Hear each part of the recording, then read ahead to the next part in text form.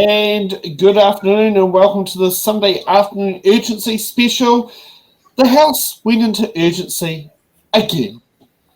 So we've got an interesting day. Now this week we didn't run out the polls to sit there and go through there because the next 2 weeks House is sitting in recess. But we've decided to cover some important bills. So this show we'll be covering the establishment of the Parliamentary Bills Committee, the Parliamentary Bill First Reading, the urgency motion, and the Marines and Coastal, Customary Marine Title Amendment Bill. And then we will follow for the, and then later on tonight we'll get to the nasty one known as the Crown's Mineral Amendment Bill, and also the, what's the next one? I'm just trying to think, was it the Dunedin Hospital debate? Because, well, you know, the government seems to have decided to do a few things that they shouldn't have be doing.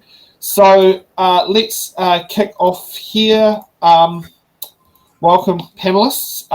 Now, I've not had Tony connect in yet. I don't know what's happened there. I had a feeling this could happen because sometimes when you get people to connect into the show, they sometimes, what's it called? Guess things, assume things, leave things to the last minute. Who knows? This has been an on-off experience for It's in the Ballot over for the last like 2 years. Well, yeah, it'll be 2 years actually since we've had remote connections coming through Restream. So it is kind of been on there. And for Kiwi-Bird, yes, I'm about to try and get your wrench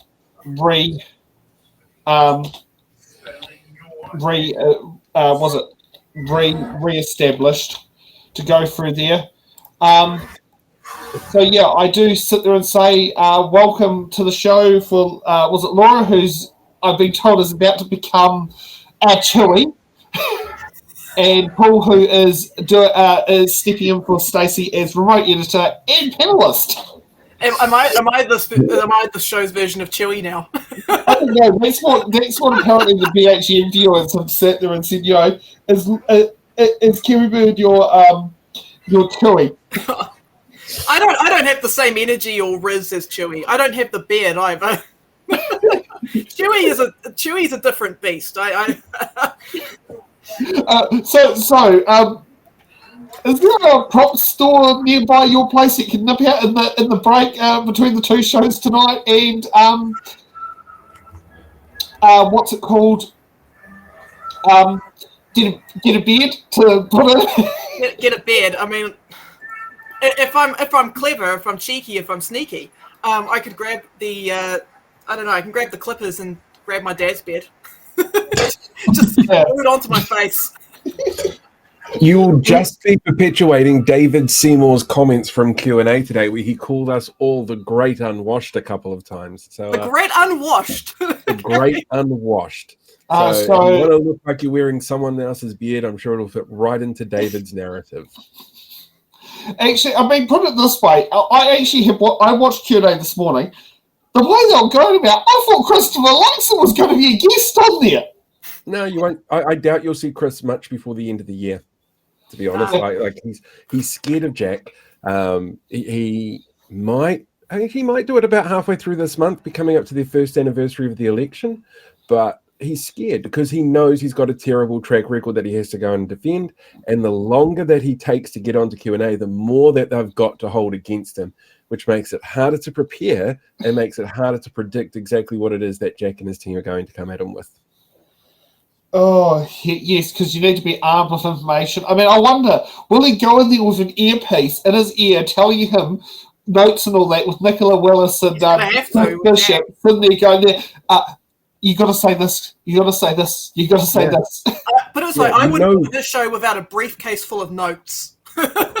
Well, I mean, if he was on to his actual job, and across what he had to do, then it wouldn't be a problem. But he's got no portfolios. He's got no single area of expertise, which means he's got everything being thrown at him, and he doesn't take anything further than surface level. So to actually get into the nitty-gritty and sit him down and go, look, this is what the numbers are, this is what the experts say, this is what the impacts are of your decisions, he'll just sit there going, well, I'll just say to you, and it's just, what I meant to say is, and you want to, it'll be the most frustrating eternal loop of Luxonisms, just not saying anything, not dealing with anything, but thinking he actually walked out of that really well. I mean, he's a C-tier manager, isn't he? Yeah. Oh, Yep, yes, exactly. yes. Yeah. Oh, well, so let's get to, for the start of the show, let's get to our light-hearted thing before we get to the nitty-gritty. Now, as we say, we find these random things you find out when you're looking at footage. Here's a bit of a blunder. Here's a potential blunder that Labour managed to avoid. That opinion will say aye. The contrary, no. The ayes have it. Parliament Bill, first reading. Parliament Bill stands referred to the Parliament Bill Committee for consideration. I call the Honourable Chris Bishop. Urgency be accorded the introduction in all stages of the Impress Supply second for 2024-5 Bill and the third reading of the Appropriation 2024-25 Estimates Bill, the remaining stages of the Education and Training Amendment Bill, the interrupted debate on the Instruction to Committee for the Smoke-Free Environments and Regulated Products Amendment Bill number 2 and the amendment proposed to it, the introduction, first reading and referral to Select Committee of the Marine and Coastal Area Takutai Moana Customary Marine Title Amendment Bill and the Crown Minerals Amendment Bill, the third reading of the Corrections Amendment Bill, the first reading and referral to Select Committee of the Sentencing Reform Amendment Bill and the District Court Judges Amendment Bill, and the second reading of the Contracts of Insurance Bill. Mr Speaker, members will be aware that the House lost a sitting day when we adjourned at the start of this sitting block, with tomorrow having been originally scheduled to be a Members' Day. This urgency motion is required to get a variety of first readings off to Select Committee, as well as passing three important pieces of legislation.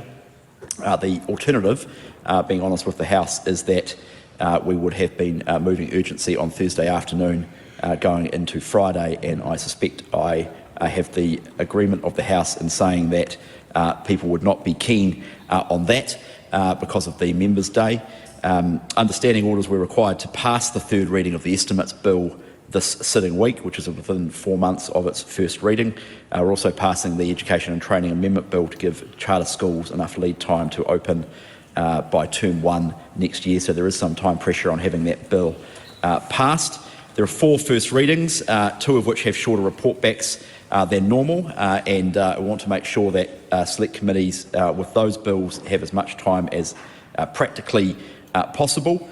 We've also made a commitment to pass the Corrections Amendment Bill, sir, this quarter, and we want to proceed through the next stage of the Contracts of Insurance Bill, which does have quite widespread support across the House, so we want to see prompt progress on this. The question is that the motion be agreed to. Those of that opinion will say aye. Aye. To the contrary, no. No. The ayes have it. A party vote is called for. The clerk will conduct a party vote. New Zealand National. 49 votes in favour. New Zealand Labour. Oh, sorry, I missed it. 34 votes in favour. 34 votes opposed. Green Party of Aotearoa, New Zealand. 14 votes opposed. ACT, New Zealand. It's in favour. New Zealand First. 8 votes in favour. Te Pāti Māori. 6 opposed. Darlene Tana.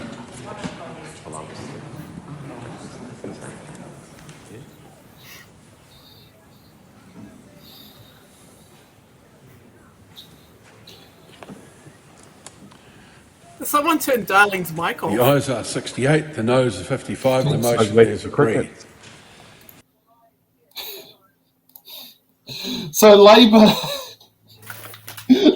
nearly supported the urgency motion. Yeah, well, geez, what the hell? It's like, I was just watching Nicola the entire time. She just kept looking up at the ceiling and doing weird things with her face. I was like, what is going on here? And then someone turned off Darlene's microphone or something. No, it's often that the microphones, unless the person's meant to actually be speaking, they tend to not be live. So when the people are having chitter-chatter, it's not chitter-chatter in the middle of someone's speech. So that's possibly part of the reason why. But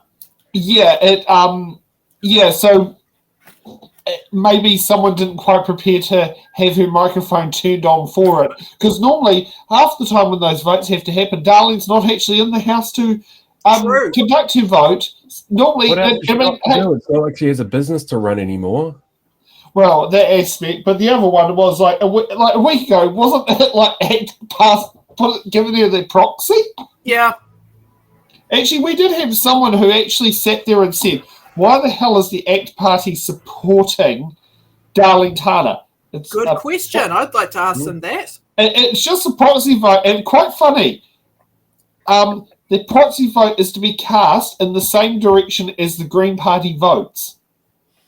That's the rule of the proxy vote, is in there. And the same happened with Elizabeth Kitty when she left the Greens. ACT had her proxy vote. When Jamie Lee Ross left National, New Zealand First had his proxy vote. So it's quite intriguing, just like the random little things that people just don't you don't find out until you actually see it. Yeah, it's okay. It's just odd. I mean, it's like, why wouldn't you give it to Te Pāti Māori or party? I wonder if they said no. Or because Te Pāti Māori are often not in the house. So the rules are you're meant to, in the house, if you have 5 or more MPs, you have to have a whip in the house at all times. Mm-hmm. But the problem is Te Pāti Māori are often not actually in the house all the time. So maybe that's the reason why. Maybe Te Pāti Māori said, no, sorry, I think you should find a different party to give your proxy vote to. Which is really... Labour's sitting right there. You can give it to Labour. But Labour, I think would sit there going, no, we don't want to touch it. Yeah, fair enough. I mean, I wouldn't want to touch that either with a barge pole. Yeah, and I do know, in the case of Jamie Lee Ross, New Zealand First in 2018 when it happened, they said, we'd rather him sit there and resign and have a by-election. But his constituents deserve to be represented. And I wonder if that's what ACT is following along those lines, going, Darlene's constituents deserve to be represented. Both of them. Yeah. Both of them. Yeah, both of them. Yeah. Oh, yeah. Well, let's get to the nitty-gritty. So on Tuesday, we had the establishment of a new select committee. So I believe this is a bit of an interesting role to go through. It's a bit of a short one.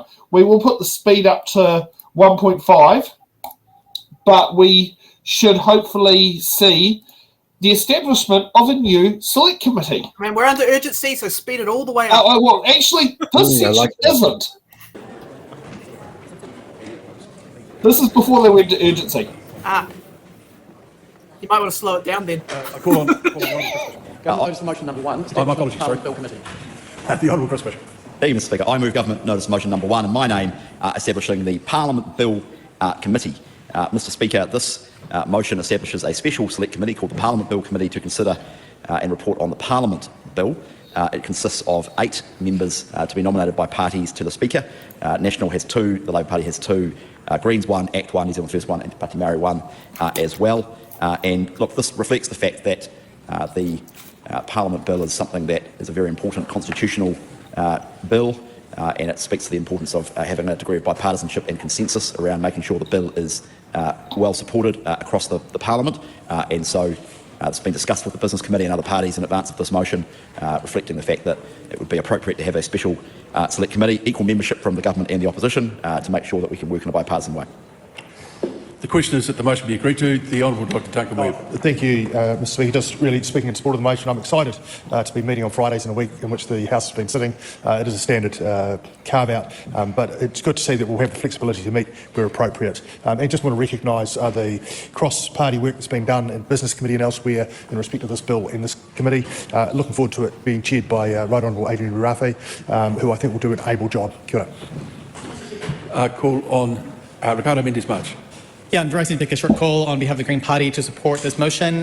We believe that an ad hoc committee to consider the Parliament bill makes a lot of sense. We acknowledge that because of the constitutional nature of this bill, we do need a committee with members that are able to also actively communicate with the caucuses, as this has an impact on basically how all MPs' work is carried out. We acknowledge that we were consulted about this piece of legislation about 3 years ago, and we also just want to acknowledge that this is a bill that is really significant, that because of the nature of the bill, we would have liked more than 8 months to actually consider this bill, just to make sure that actually whatever comes out of the select committee is enduring, because at the end of the day, issues that relate to, for example, entitlements to MPs can be really controversial. And we do want to make sure that we have the public's backing and that we iron out any political tensions, because what we do in that select committee will have an impact not just in this parliament but for future parliaments to come. The question is that the motion be agreed to. Those of that opinion will say aye. The contrary, no.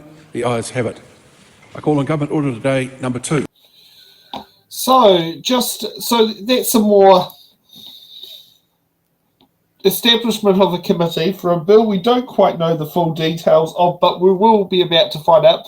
But for those who are wondering which MPs are on the committee, here's on Parliament's website. You've got former Speaker Aotearoa, who will be the chairperson. The deputy chairperson, Scott Simpson. We got Uncle Andy. We got Maria Mino Kapakingi. We've got Dana Kirkpatrick. I feel like I want to put a Fitz in there, but it isn't. Cameron Luxton, Ricardo Mendes-March, and I think the only person from the South Island, Duncan Webb. Yes.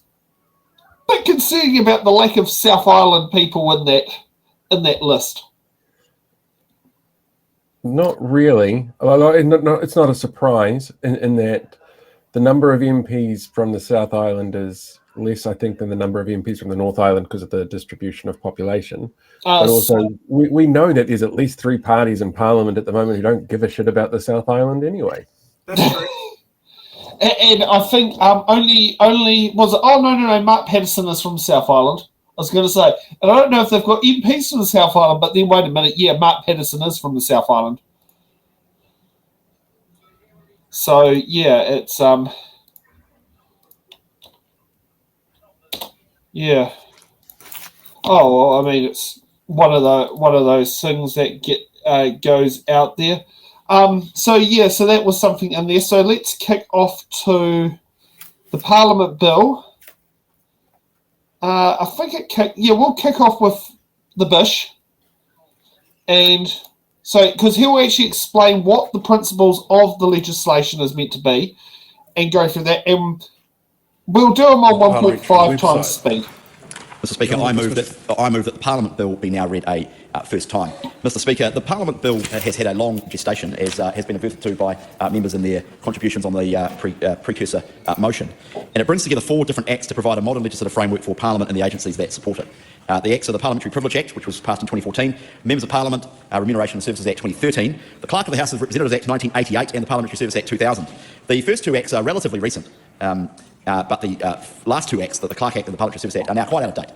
And it is fair to say that the legislation that affects this place is scattered across a variety of different acts. So the purpose of the Parliament bill is to consolidate it, clarify the independence of Parliament from the executive, protect the privileges of Parliament, and specify the funding arrangements and set out the relationships between the parliamentary agencies. The legislative statement sets out the main policy changes in the bill, and I want to highlight a few of them for the House. But before I do that, I want to just acknowledge the very professional and collaborative way that other parties have worked on this. Clearly, this was a bill that started life under the previous government with cabinet decisions around the policy instructions for the bill and then the drafting instructions. So acknowledge that we have inherited this as a government from the previous government, but also acknowledge that the previous government had reached out to the then opposition to discuss the bill. And so this is genuinely something that has carried forward in a collaborative and professional way and collegial way between the parliaments. And I think that's entirely right, because getting this legislation right is extremely important, and that's exactly why we set up a special select committee. And I wasn't going to mention in my contribution, because it's actually ultimately over to the committee, but Dr. Duncan Webb did mention, so I will repeat it, that the government will be nominating Right Honourable Adrian Ruafei, former Speaker, to chair the committee, and I think that's very appropriate, and look forward to his erstwhile chairmanship of the committee. I also want to acknowledge the Honourable Christopher Finlayson KC, who is a member who has been a long-time advocate for the Parliament Bill and hopefully in time the Parliament Act. And so this does go back quite a long way. I want to draw the House's attention to parliamentary security, which has been a topic of discussion in recent weeks and months. And I want to acknowledge the dedicated team of parliamentary security officers, or PSOs, who are here around the clock, safeguarding the precincts and the people who go and work in these buildings and visit the people here. They're expected to intervene to protect people and assets on a parliamentary precinct until the police arrive, but they don't have specific statutory powers to carry out their duties. And so we are now giving them some legislative authority. The bill sets out the statutory basis for security arrangements on the precinct, including introducing limited search and seizure powers. Most of the relevant provisions are in Part 7 of the bill. It gives the PSOs powers of consent search, denial of entry, temporary seizure of specified items and temporary detention. It also provides immunity for good faith execution by PSOs of their functions and powers. These provisions are based on the legislation that empowers court security officers, so we've picked up the legislative framework there and are repeating it here.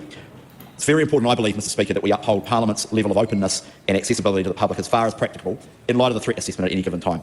The bill has been developed in consultation with the police, who will continue to attend where necessary. One of the great things about this Parliament is how accessible and open it is to the public. It's free to enter, it's free to attend every day. I'm astonished at the number of people who come and watch the bun fight. That is question time. But as speaking as someone who did that when I was a wee 18-year-old myself, I acknowledge and how wonderful it is that this parliamentary democracy enables that. So I won't speak any more about parliamentary security, but I'm sure that that is an issue that the committee will want to be examining. In terms of funding, another important theme of the bill, sir, is the funding of the two parliamentary agencies, which is the Office of the Clerk and the Parliamentary Service, and of course they support all of us here in this Parliament and the people who work in the building. The agencies are independent, and that's entirely appropriate. But under current law, their funding is effectively determined by the government, and from a constitutional point of view, that is suboptimal, as it weakens the separation of powers. So the bill strengthens the autonomy of Parliament by establishing a model for the House itself to put forward the funding for the parliamentary agencies. This is in Part 8 of the bill. And it basically is the pre-budget process used for the officers of Parliament, the Auditor-General, the Ombudsman and the Parliamentary Commissioner for the Environment. Under the bill, the agencies will consult the Treasury and submit proposed funding to the House. This will involve providing the proposals for a select committee to consider seeking advice as they see fit. The committee will then recommend funding to the parliamentary agencies for the House to commend to the Crown as appropriations for inclusion in the estimates. The objective is for Parliament's funding to be determined in a way that upholds the House's right to control its own affairs while being fiscally responsible. In due course, the House will need to consider amendments to the standing orders to implement this funding process and to ensure that agencies continue to be covered by the House's financial scrutiny procedures. The bill incorporates the Members of Parliament Remuneration and Services Act 2013, which ensures that the House and its members are properly supported in a way that maintains the confidence and integrity of Parliament. Arrangements for the Remuneration Authority to determine members' salaries are carried over into the bill. There are some policy changes relating to expenses and services. The bill carries over the guiding principles for the Remuneration Authority, the Speaker and the Minister responsible for ministerial services when determining expenses and services. There's a variety of other changes around the definition of dependent child. There's expansion of the definition of family member to enable a caregiver to accompany a member's dependent family to members in Wellington. And the objective is to make members' travel and accommodation services more accessible by having a single decision maker who issues all determinations to members' travel, accommodation and communication services. At the moment, I think it's fair to say it's a bit of a dog's breakfast how all this stuff is worked out. I'm not sure that many members of Parliament and the House would be able to explain to the public how the various different salaries and allowances and travel allowances are worked out, and this will bring a degree of clarity around it all in a single decision maker. There's a variety of other changes. Some of which are a bit rats and mice, but nonetheless important. Consistent arrangements for when functions, powers and the duties of the Speaker may be carried out by the Deputy Speaker, adjusting the mechanism for appointing the members of the Parliamentary Service Commission, a little known but important body. And this is one that particularly I found intriguing, sir. Transferring to the Electoral Commission clerk's functions under the Citizens Initiated Referenda Act 1993. And people listening with long memories will know that we've had a variety of citizens-initiated referenda. From memory, you need 10% of registered electors to trigger it in the House, in the country, which of course is a number that varies. And we've had some over the years. The last one was the asset sales referendum, but we've also had the anti-smacking referendum, and that somewhat confusing question back in, I think it was 1999, which is the 4-part question around tougher sentences and different things like that. So we've had a few over the years, and somewhat weirdly, the function of determining whether or not the threshold has been met is currently a function of the Clerk of the House of Representatives, whereas in reality it should be the function of the Electoral Commission. That's their job, and so it's just a hangover from the legislation back in 1993. So we're tidying that up, and that's sensible. There's some modernisation of the statutory functions. There's making the Parliamentary Library a standard business unit in the Parliamentary Service. So there's a variety of different things which are all in the legislative statement. Mr. Speaker, I would like to commend the bill to the House, and I no doubt the Special Select Committee will want to get into some of the detail, and I fully expect Sir Geoffrey Palmer to make a submission on the bill. I'm not going to be on the committee, but I'm looking forward to reading his no doubt long and august contribution. I suspect the Law Society will make a submission. I'm counting on Graham Edgeler to make a submission, so that's 3 I know we will get, and the question is whether or not we will get to 10, and I hope that we do, because too few people in New Zealand take an interest in our constitutional arrangements, and this is one of those rare occasions when Parliament is considering constitutional legislation, and it's important we get it right. I commend the bill to the House and look forward to its passage later on. Thank you. I'm really glad that was in fast speed, because it would have really been boring if it wasn't. It did feel a bit gutsy, all that. There are 7 people viewing at the moment. There could be another 7 submissions. Yeah. So, I'm interested by why he brought up referendums. Well, I think the change is a really interesting one to note. Like taking it out of the parliamentary service and giving it to the Electoral Commission for that. Which kind of makes sense because, that they have to be tied into the role anyway, because anything that goes through a general election process has to be tied into the Electoral Commission that way. I guess it's just cutting down a step. Yeah. I mean, that's quite an interesting one. Yeah, it's... I mean, you give that body to the Electoral Commission. I mean, that to me just feels like that's common sense. So... From what I understand, he wants to create a new bill based on like 4 separate acts. And tie them all together into one piece of legislation. Yeah, I mean, it's like, I mean, obviously anything that improves the security of workers of Parliament is a good thing. I'm glad they're taking that seriously, because a couple of weeks ago they were talking about how it's okay to exploit workers, but I'm glad they're taking, the safety of security officers seriously. Such as former security officer Casey Costello. Well, it does make me wonder how much of that's actually sort of inspired by what happened in February of 2022. They have the front lawns of Parliament obviously under siege. It would have been a very difficult time for anybody working security in Parliament because of just how many moving parts that there were. So, definitely making sure that there's better security there makes sense. Yeah, and it's interesting that they're copying what the courts have as their power in a Ministry of Justice building, which I think is probably a right, when you've got a set of laws that are in place that have been deemed constitutional, that have stood the test of time, it makes sense to copy the appropriate legislation and transferring it across. But I mean, the other one is like, will this dictate, say, staffing levels that gets done for staff? I mean, the other one is,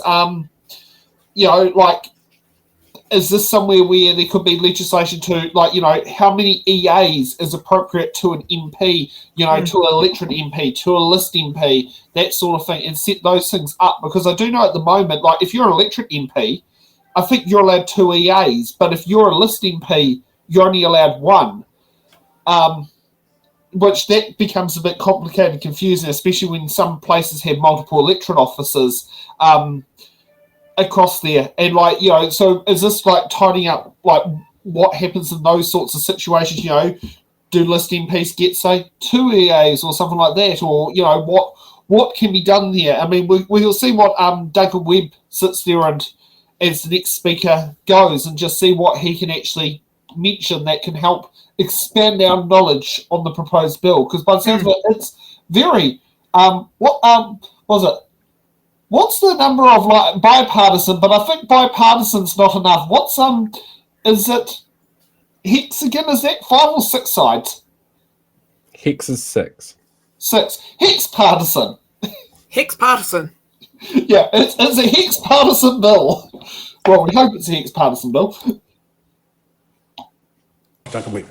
Kia ora, Mr. Speaker, and I endorse the comments of the Leader of the House on this bill, especially those which point out how constitutionally important it is. And in some ways, it's strange that one of the most important bills we have and that we will see, arguably in this term of Parliament, and one that will, I hope, be enduring, is one which, in this House at least, will spark the least debate, or at least the least vociferous debate.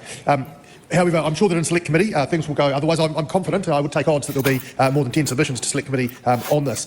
I guess the main point of this bill, to my mind, is making very clear the independence of the legislature, of this House, of Parliament, from the executive. And the most obvious kind of tie is the financial tie, that it is conceivable under the current, unlikely but conceivable under the current framework, that the government of the day could make Parliament's functioning and make the opposition's functioning more difficult by limiting the funds or not increasing the funds appropriately to support members of Parliament and the work that goes on in this House. This makes a small step away from that, in the sense that it will take the funding of this House away from the normal appropriations process and make it a question for this House itself.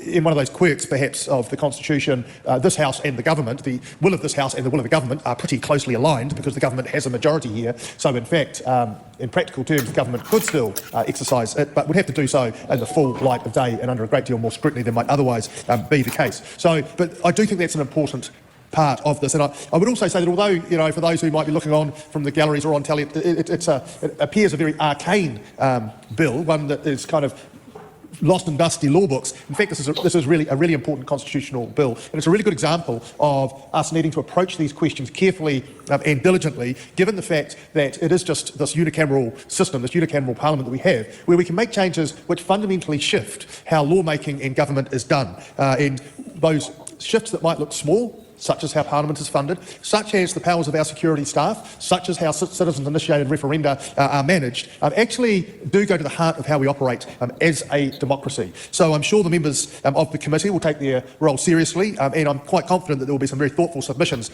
coming in. I know a lot of work, as the Leader of the House acknowledged, a lot of work has gone into this bill already. But having said that, I'm pretty sure that the Select Committee process will again refine and improve this bill. And on this side of the House, the Labor Party absolutely supports this reading of the bill, looks forward to working constructively on improving it where possible. Kia ora, Mr. Speaker. It makes me wonder, though, that this being a constitutional bill, will it require that 75% supermajority for the final bill to go through when it comes to the third and final reading? Or potentially all stages. Yeah. Yeah, and actually it's interesting that some of the measures they're planning to put in this bill currently applies to local councils, particularly around the word called remuneration. So it's interesting that, something that's already in law in one aspect is now being replicated in another aspect, which sounds like it should be there, but is it there? I mean, in the United States, how many times have we heard that Marjorie Taylor Greene put an amendment to shift Pete Buttigieg's secretary salary down to $1 as an amendment? Thank goodness we don't have this bullshit, but this law would stop that bullshit. Good. Because we could end up going that way. So let's hear from Ricardo Mendez March. I was going to say, what would happen to Tanya Unkovic if you didn't allow crazy people to say things in Parliament? Oh, she can still say crazy things in Parliament. She just can't sit there and put amendments to sit there and say, have Chris Hipkins' salary reduced to $1. The Honourable, I recall Ricardo Mendez March. Have to get the upgrade. Thank you, Mr. Speaker. Look, we're in support of this bill and we'll be voting in favour of it. We want to acknowledge the contribution from other people who have acknowledged how this has been a long time in the making, started by the previous government, and that overall the process to getting here has been quite constructive. The bill in and of itself will modernise 4 existing acts that relate to the operations of Parliament. And, I think most of this modernisation will enable our democracy to be more accessible, and it will also hopefully better support the entities that allow Parliament, and therefore actually the democratic system that we have, to be better resourced, and for its resourcing actually to be better scrutinised as well. And it will also make other changes around citizen-initiated referendums, etc., which I think will also pass some of those responsibilities to better, more adequate entities. I wanted to begin by making some reflections initially on some of the changes that will make Parliament more family-friendly, enabling more flexible travel arrangements, particularly for caregivers of dependents. I think this is an important proposal because basically one of the things that we've got still in this parliamentary system is that actually if you don't come from a place of wealth or privilege, actually there's a massive sacrifice that sometimes people have to make to even consider standing for Parliament, let alone imagining themselves being in Parliament. People who have caregiving responsibilities, who may have disabled children, face additional barriers, or maybe disabled themselves, face additional barriers to performing their duties as an MP. And having greater flexibility when it comes to, for example, travel arrangements will break down those barriers so that you don't have to imagine coming into Parliament from a position of privilege and wealth to then be able to make your caregiving and family arrangements work. So those proposals in and of themselves, what they will do is they will broaden the ability for people to be able to see themselves in this place, and it is absolutely a really positive thing. The other thing that I want to comment on is around the proposal changes to the funding model for parliamentary agencies. I mean, if we look at the legislative statement, I think it's really well summarised that parliamentary service and the Office of the Clerk are not part of the executive government, but they're agencies, but are the agencies that directly support the operations of Parliament. When we talk about the operations of Parliament, I go back to my earlier comments about how they're the operations of our democratic system. They enable, for example, the members of the public to submit on important pieces of legislation. A lot of the time, they're the conduit between ourselves and the public when it comes to pieces of laws that we're passing. And having a better funding model that has more scrutiny, that is more removed from the executive, can only be a good thing, because actually we're really strong believers that parliamentary services and the Office of the Clerk need to be better resourced to adapt to what are more complex needs and demands from constituents, and also to be resourced to be as accessible as possible to the public, particularly as we strive to make sure that a wide range of constituents are able to have their voices heard. And so I think this is really important. I think it's also in the interest of the public, not just as MPs, to make sure that we have a well-functioning parliamentary service and Office of the Clerk, and that they're really, really well resourced. One area that I do hope we get a chance to unpack more in full at the Select Committee stage, and it's one of the few points of tensions that we have, is around the issues around how parliamentary security will operate, and particularly the additional powers that parliamentary security officers will be granted. And so I think there does need to be some scrutiny at the Select Committee stage to make sure that increased security powers, when it comes to the extent of these search, seizures, and detention powers, are appropriate, and that there's necessary safeguards, because once again, we want to make sure that we create a safe place for people to participate in our democratic systems, but that we also don't, in that pursuit of safety, make our parliamentary spaces one that feel unwelcome, one that may accidentally target specific groups. And that is one area that I do think deserves a bit more scrutiny, and that I would welcome members of the public who have had engagement with the parliamentary institutions to give fulsome submission, so that we can consider those properly, and if we need to make changes, then we will just go ahead and do so. But I want to make it to the workers in this parliament that make this place run, who provide us with the labour to ensure that we have a relatively functioning democratic system, and I look forward to debating this bill in full at Select Committee. Tora. Relatively functioning. Relatively. Nice little stab there.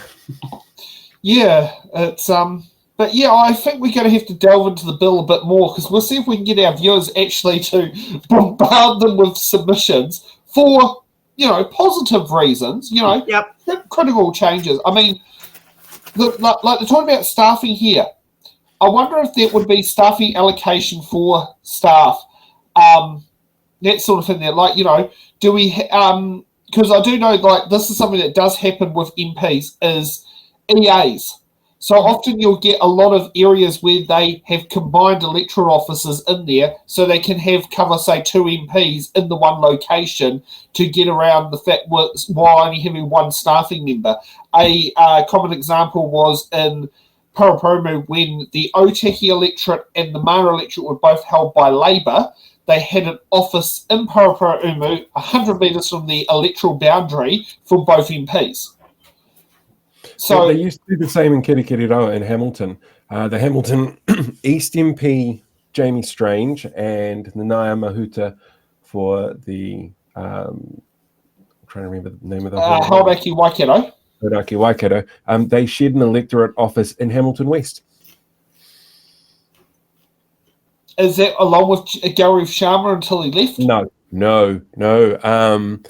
It was like literally in the middle bridge in Hamilton, because I've got a couple of different bridges that run up and down the city. It was off the Claudelands Bridge, I think. Oh, okay. So it was literally across the river from Hamilton East, where Jamie's electorate was, but it was very strange. That's interesting. Yeah, because they also had that when what was it called? When Nathan Guy was the MP for Aotearoa, he had 2 offices, and one of them was near the electoral boundary, and he shared it with Heke Parata when she was the list MP based in Mana. So let's see what Cameron Luxton has to say. Just a moment. Well, on Cameron Luxton. Thank you, Mr. Speaker. I'm proud to rise on behalf of the Act Forward Party speaking in favour of this bill, which is the Parliament bill, which is seeking to consolidate and modernise the way our Parliament works. The bill provides stronger powers for parliamentary security officers. Sorry, say again? There's something missing from his lapel. I can't tell what party he's from. Oh, no. Oh, well. Who's this man wearing the pink tie? I don't know which party he's with. Oh, no. Let's rely on the name Chiron. It does say Act List. Oh, I thought he was just acting like a performer, because it's a stage and there's no way of being able to identify which party he's with. But don't you like that? Act List? To keep us safe and doing much needed improvements to the way parliamentary services and the Office of the Clerk receive funding. It's an update to the provision. It also includes an update to provisions of members' work-related expenses. The bill proposes giving parliamentary security officers statutory powers of consented search, denial of entry, temporary seizure of specified items, and temporary detention. These are all very important powers, and are going to require a lot of scrutiny. These powers would apply to the parliamentary precinct, and in respect of any other parliamentary meetings, including select committee meetings that take place off the precinct. These powers may also apply to electorate and community officers in certain circumstances, which in the modern world, unfortunately, is becoming more required. Another major change that is being made in this bill is to the funding available to the parliamentary agencies. It's going to allow a lot more clarity when it comes to separation of power between the executive and the legislature. The bill also provides greater parliamentary control over parliamentary funding arrangements. This review includes, the review, which took place in 2020, includes a few changes that Parliament would make Parliament more family-friendly, such as expanding the definition of a family member so that a caregiver can be funded in certain situations, and expanding the definition of dependent child. Now that is going to be over the age of 18, but still, as long as they're still attending a secondary school. We hope, and I hope, that this provides a much more transparent process for MPs and their family, as well as clarity for the taxpayer. I'm looking forward to the select committee process of this bill, ensuring that our Parliament is running as effectively and transparently as possible. Constitutional change is important when it moves us closer, and when it moves us closer to a stronger democratic process. That can only be a good thing. Thank you, Mr. Speaker. Thank you. Well, I think we found our new pun. It has how many seats? Is it 11? It's too many. Too many. But they only have 2 MPs who are electorates, so the rest of them are Act list MPs. I always find it funny when you hear an ACT MP sit there go, we need more security in like the electorate offices and stuff like that, which unfortunate sort of set of circumstances in the world that we live in. They're the ones who took money from an alt-right fundraiser from a guy who wanted to blow up mosque after mosque while their party leader joked about blowing up the Ministry of Pacific Peoples. But it's such a terrible world we live in. We have no idea how we got there. I agree. Give more security to the to anything Pacific related to keep these people away. Mm-hmm. I wonder if Nicole McKee's house would end up having an electorate office put in the front of it so it can guard her guns. Well, considering I wouldn't.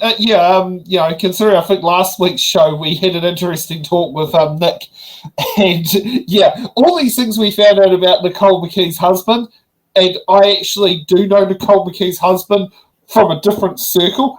It totally makes sense. Do spill the tea. Oh, we'll have to go off the chat because spill the tea legally. So, because Nicole McKee's husband is a lawyer, if I remember correctly. Now, it's not the kind of person that you want to talk about. That's not okay. Put the tea back in the cup. We're not spilling that one. Yeah. No, there's stuff I've done, stuff I've heard. I don't want to say publicly on here because we'll crack up laughing. But I believe that could indirectly affect Nicole's ability as a minister, and I don't actually believe the actions of her husband justifies her ability as a minister to be questioned. Yeah, I mean, from what I know. Yeah, spilling the tea is not worth the popcorn. No, exactly. I call on Kosi Costello. The Honourable Kosi Costello. We're just fighting for it, Mr. Speaker. That's very good of Mr. Costello to call you. I'm very short, he couldn't see me. I rise on behalf of New Zealand First to speak in support of this bill and commend the process of establishing a separate select committee, which I think will be very important moving forward to ensure we continue with this clear bipartisan approach. There are some important aspects of this constitutional arrangement that the Parliament bill will achieve, and I think that in the long term this is about improving our democratic processes and systems, and the independence around the financial funding will be highly well received and simplify a lot of complexity that currently exists. I would like to speak briefly around the protection of our open and accessible Parliament, and the importance of our democratic process relies on our public having accessibility to this House, and I would commend and I have high degree of respect for the security services that are provided in this precinct. Having a previous role many years ago running security in this precinct, I was warmed by the fact that when I returned some nearly 20 years later, I was greeted by familiar faces, so that continuity of service and professionalism that is delivered by security services is important. But I think the key point which is needing to be emphasised is that in order to protect our open and accessible democracy, we need to ensure that the public who enter this place and the people that work here are assured of a level of protection and assurance that they will be safe and that they will be able to be heard. And unfortunately, the nature of our changing times is that we do need to step up security presence, and we know we have a very commendable model that has been introduced in the courts and has been highly successful, and I think that model will continue to be a guide to this way forward. I know there will be a lot of important complex discussions as we go through this debate, but foundationally this is an important piece of legislation legislation with, of course, constitutional implications, but I think to the benefit overall of our democracy, and I take pleasure in commending this to the House. Basically, she said, hold it to your butts because we're going to make things worse and we don't want you guys protesting outside of Parliament. Well, she's part of the party that was sitting there going out, greeting the protesters in 2022, going, I love you guys. We're one of you. We believe everything you say. And the people in the uniforms are the bad guys, you know, the ones that you're writing signs saying hang them high on their front doorstep. But we want to look after those security services. I'm glad that she got to have a happy reunion with people that she met, 20 years ago or whatever. Yeah. It's a shame that other parliamentary members don't get to have that same opportunity because the government cut a whole bunch of jobs. Yeah. Yes, or they don't give jobs to their mates, such as Georgina Beyer never got asked to do any what's it called, those review works after it was done. It was something that brought up in Q&A quite a number of years ago, that one person who never got asked about doing any of it was Georgina Beyer, who actually would have been one who would actually benefit the most from that because of, one, her expertise, but two, she could have done with the money. Yeah. Georgina was lovely. I remember meeting her in person when she was working, I think it was at Michael Hill's. Nice lady. Was she at Michael Hill at one stage? I think she was working. Yeah, I think I do recall her working there. Oh.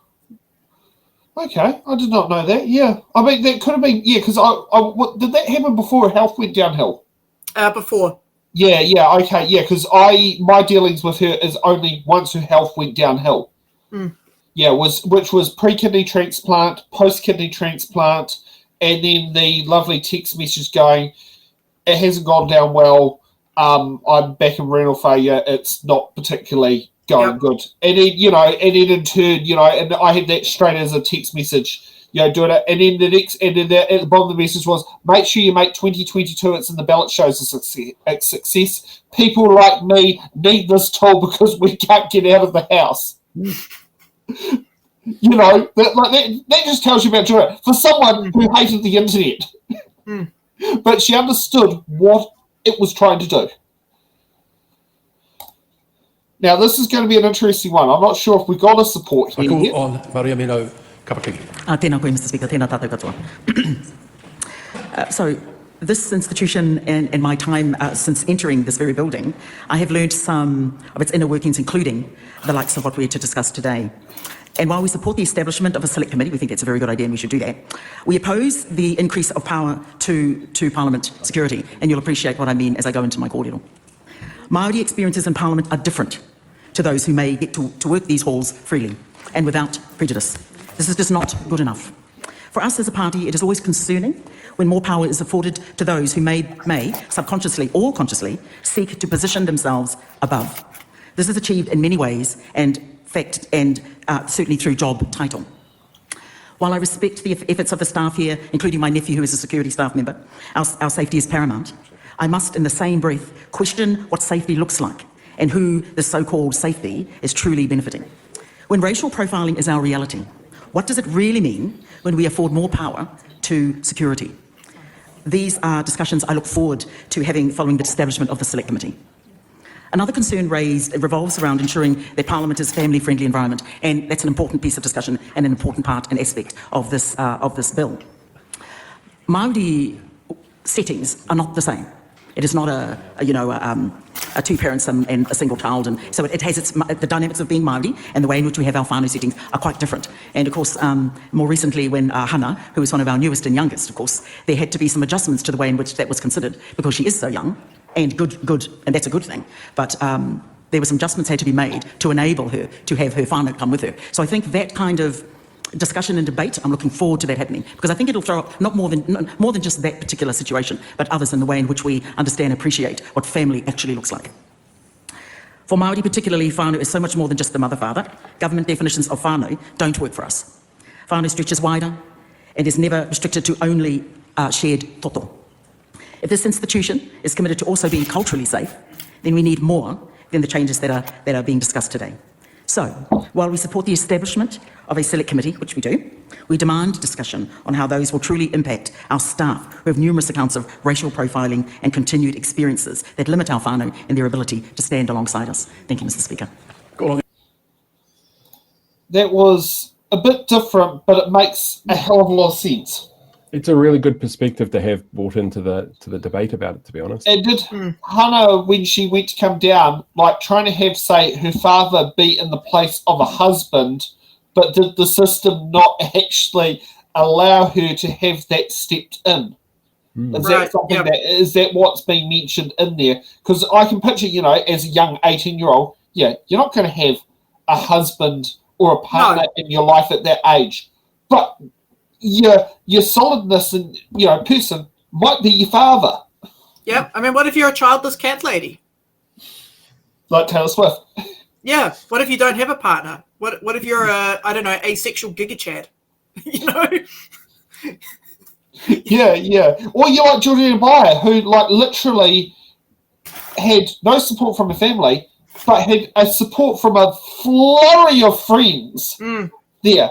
But Georgina, who was I don't even know if Georgina ever had partners, a relationship, anything. I've only ever known her as a single trans woman who just seemed to keep breaking the odds. Yeah, that's how I've always known her as well. But I mean, that's a very good point. A whānau does not just mean your immediate family; it also means members of your extended family, or your chosen family. Yeah, or your chosen family, exactly. Yes, like Auntie Susie, who ain't legally my auntie, but she basically is seen as the auntie figure in my life.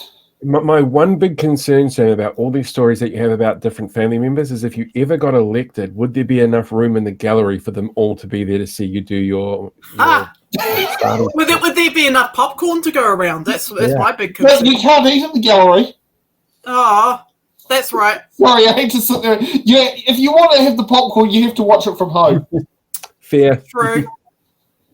But I like the saying about the popcorn. I'm not. Scott Smith's Scott Simpson's one's 4 minutes. Should we go to Adrian Ruafei to see what he says? Because he is the former speaker. He hardly ever does speeches in Parliament. He feels like he's a seat warmer, unintentionally. Tēnā koe te māngai te whare. Mr Speaker, I first heard about the Parliament bill in an email from the Honourable Christopher Finlayson. And I had occasion to hear about it quite often while I was the Speaker of this House. Can I just I join with colleagues around the House in supporting this in its first reading to go to a select committee. I think it is very important. Can I just touch on the security issues as former Speaker having to deal with the consequences of not having some of the powers that this piece of legislation will give? I can tell the House that it's incredibly important that we consider that very carefully, because the consequences of not having those powers actually impacts on everyone's safety, MPs, staff and those who visit Parliament, and it should be a place where everyone should feel safe. I note that the drafting of the legislation has been done, I consider, in a very careful way. I've read other commentary as well that state that this has been drafted in quite a particular way that, in my opinion, does not overstep a mark where police should take over. It's to a point that our security here in Parliament should be able to act until police arrive. And I think that's entirely appropriate. And so I support that. I also support the proposed changes to the way that Parliament is funded. I think perception in politics is really everything. And if there's a perception, and this is not an accusation, but if there's a perception that government is interfering with the ability of Parliament to scrutinise the government, then that will be the narrative. And I want to acknowledge both the Leader of the House for his leadership in getting this to first reading.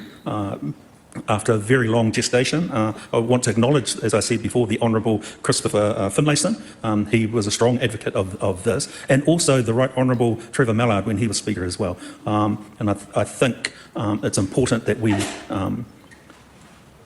do the very best as a select committee to make sure that Parliament can scrutinise effectively the executive, and I think through this bill that will happen. I won't go into all the other parts of the bill, but I just want to let the House know I look forward to participating in that select committee. Again, good point you brought up there. I mean, there's already too many cops in Parliament. Just look at some of those MPs. I wonder if the Sergeant of Arms jail was big enough. Yeah. Because isn't there, I don't know if there is in New Zealand's parliament, but apparently in the UK and I think the United States, they do actually have a prison room underneath it to hold what was known as disorderly MPs. Oh, for real? Yeah, it was something. It was something. Yeah, it's doing on there. I'm not sure if Wellington's one has all the ceremonial part, but like the other weird thing about Wellington, about New Zealand's parliament is we don't have. So there's a functional position called Black Rod, but in New Zealand, Black Rod is always an acting role that gets appointed for the opening of Parliament. Because we don't permanently have a Black Rod, because Black Rod is associated with the House of Lords. Right, okay. But it's a person who walks around holding a black rod. I'm in favour. As well. I, for one, happen to be in favour of building a cell in Parliament for people who have cringy takes. Well, not forgetting the Parliament building itself was originally supposed to be twice the size, and it never got fully completed. So it might have been something that was planned for the second part of the Parliament buildings. They might have wanted to put a cell in there and just never got around to it. Well, I also remember the Parliament building was actually meant to be across the road from its current site, which is still there. It's I think Victoria University uses it for lecture halls. But yeah, the original Parliament was meant to be across the road, and that's which never happened. It was something, it just ended up where it did. But also, like the fact, like the Beehive was an extension to the House of Representatives to put the executive outside there, and then I think later on there was the Bowen House, that was put all in the same point. Yeah. Because I think the Beehive was built, or the process started under Muldoon. Mm-hmm. Yeah. I'm not sure if he actually got to actually have his office on the ninth floor. No, it didn't open until the early 80s, I think. Yeah, and it may have been that after that 84, that government was the one that got to go into new offices. Mm-hmm. Yeah. Let's get a national MP. Dana Kirkpatrick. I don't think we even know who the hell she is.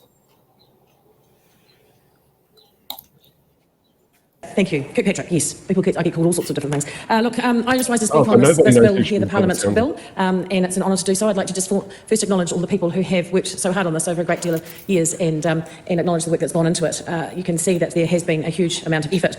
I think it's important because it relates to our Constitution, and we need to evolve and we need to change as society moves along. So some of the changes in here are worthwhile. Just to recap, of course, the Parliament bill is designed to bring together those 4 different pieces of legislation in the desire to give greater clarity to rules around MP expenses, to give consistency to the duties, functions and powers of the Speaker and the Deputy Speaker, and align provisions relating to appointments and conditions of the Clerk of the House and the Chief Executive of the Parliamentary Service. One of the areas of change relates to our approach to parliamentary security, and there would be no one here in this building who doesn't appreciate the efforts of our wonderful parliamentary security officers. They're here all hours of the day and the night, and they're looking after the MPs, the staff and the visitors. But the landscape has changed, as we know, and the way MPs in particular are now targeted is changed as well. I'm the co-chair with my colleague across the House, Kushla Tanaidi Manuel, for the Commonwealth Women's Parliamentarians, and we have a particular focus on security. So some of these changes are extremely interesting for us, and we are pleased to see that they're in place because we have been discussing this very issue in our committee meetings. The changes set out in the bill give the security officers the powers of search, the powers to deny entry and ability to seize items as specified and temporarily detain people if necessary, similar to those used by court officers. And this also extends to them using those powers where select committees might be off-site around the country, and I have attended some of those in different parts of the country, which didn't need security officers, I should say, but if they do, and in an electorate office in case of appropriate threats or things that might not be going well. So we would support that. Those were some of the things that we have talked about as well. In terms of members' funding and services, there's always scrutiny of these areas, and rightly so, but it is time some changes were made, and I in particular am pleased to see a couple of things happening in there, along with all the other changes, but I just like to point out, as members often have to be away from home in Wellington, and their dependent children under these changes would be able to travel with their parents as a key way to support members. So I think that is to be commended. The definition of a dependent also will be amended to include any child over the age of 18 who's still at secondary school, or anyone over the age of 18 for that family who is, due to a disability, dependent on the MP for their daily care or as a member of their family. So for me, Mr Speaker, it's about balance, about MPs needing to be able to use these tools to maintain balance between the relentless nature of the job, the need to be present interest in their families and ensuring that public funding is used appropriately. So we on the side of the House are about efficiency and pragmatic solutions. I'm pleased that we have support across the House largely for this, and we recognise that while there are updates required, and the bill provides for those, this is a very welcome piece of legislation. So therefore, I commend the bill to the House. Thank you. I call on Camilla Belch. Thank you. So Dana is the National Party MP for the West Coast. She basically East Coast. East Coast. Sorry. Yeah. Kerry was it Kerry Tupper Allen's old electorate? Yeah. So she beat Tamati Coffee at the last election. She used to be a reporter for the Gisborne Herald. Oh, okay. Okay. Yeah. Yeah. Oh, okay. Yeah. No, that's good. You'd say we'll just get to the voting part. Let's get to the voting part. Mm-hmm. Let's get to the voting part because we want to see if it's all ayes. Mr Speaker, I commend this bill to the House. The question is that the motion be agreed to. Those of that opinion will say aye. The contrary, no. The ayes have it. Parliament Bill, first reading. Parliament Bill stands referred to the... That was fast. I didn't hear any no's. So, Te Pāti Māori, even that they were a bit sketchy in their speech, they have obviously voted in favour. So that was 123 ayes, 0 no's. The motion carried. Yeah, well, I mean, the Te Pāti Māori made it really clear what their concerns were and why they wanted to discuss it. I think that's really important to note as well. And that's part of the reason why our parliamentary process is set up the way it is, so that if you've got concerns, you can work through it and come up with hopefully something at the end that's going to be better for everyone. This one looks like a bill that might actually do that because it's got bipartisan support at the moment, because it is there for everybody in Parliament to have, much more sort of defined lines, much better understanding of what's going on, and sort of bring everything in together. They'll all work together to try and get the best bill possible. There may be, because of who's in Parliament, who's in government at the moment, a little bit of pushback on some of those more traditional Māori understandings of family than there are through a more Eurocentric understanding. But that's one of those things that we're not going to know until they start working through the bill. Yeah, I need more information from comment. Might have to have it in the ballot special on the select committee process. Yep. Yeah, I mean, I gather our viewers here are about to find a whole heap of things that the media has just not actually done any reporting on this bill. Probably because it's not controversial enough. I mean, it's a constitutional bill. Why wouldn't they report on it? It's pretty important. I mean, it hasn't hit Q&A. I think Q&A will probably end up doing it. It's just not, like this week it hasn't happened. But I do think Q&A, if there's any show that's going to cover it, it will be Q&A. Yep. I can't see it. And I'll sit there and say they'll do it on a dud weekend. That sort of thing. It's a dud weekend or like an end of year show or something that, like an episode filler. Well, when National proposes something, the news better cover it with urgency. Yes, and I wonder how many Zulu Kilo Papa India gulfs are requested to land at Wellington Airport. Yeah. Okay, so let's kick off and head for the next bill. The part that we were hoping to sit there and have Tony here about. Unfortunately, we don't know what's happened with Tony. I think it's I'm just going to have a look. Oh, gee, I love it when you sit down and you have things on, Facebook messages, doesn't even show. It doesn't even, on the computer, the Facebook messages doesn't show. That's all right. We'll kick off it and I'll go and have a nosy at my phone. So let's kick off from the Minister of Justice, Paul Goldsmith. Takutai Moana Customary Marine Title Amendment Bill. That legislative statement is published under the authority of the House and can be found on the parliamentary website. Mr Speaker, I move that the Marine and Coastal Area Takutai Moana Customary Marine Title Amendment Bill be now read a first time. I nominate the Justice Committee to consider the bill. At the appropriate time, I intend to move that the bill be reported to the House by 5 December 2024, and that the committee have the authority to meet at any time while the House is sitting, except during oral questions, during any evening on a day on which there has been a sitting of the House, on a Friday in a week in which there has been a sitting in the House and outside the Wellington area, despite standing orders 193, 195 and 196. Mr Speaker, in 2011, the Marine and Coastal Area Act established a regime for managing interests in the foreshore and seabed that carefully balanced the recognition of Māori groups' customary rights with the legitimate interests of all New Zealanders to walk, boat and fish our beautiful coastlines. As the Act's preamble records, up until that point, New Zealand had taken different approaches to managing those interests. Those approaches had ended up disappointing many. One way customary interests are recognised under the Act is through the award of customary marine title. Customary marine title comes with valuable rights. These include the ownership of non-crown minerals, involvement in planning, and the ability to permit or decline certain resource consent applications, with some exceptions. CMT also provides holders with the right to be engaged with when new significant infrastructure is proposed. These rights were included in the 2011 legislation on the basis that the test for CMT was exacting and recognising CMT only where customary interest had been maintained with sufficient strength right through to the present day.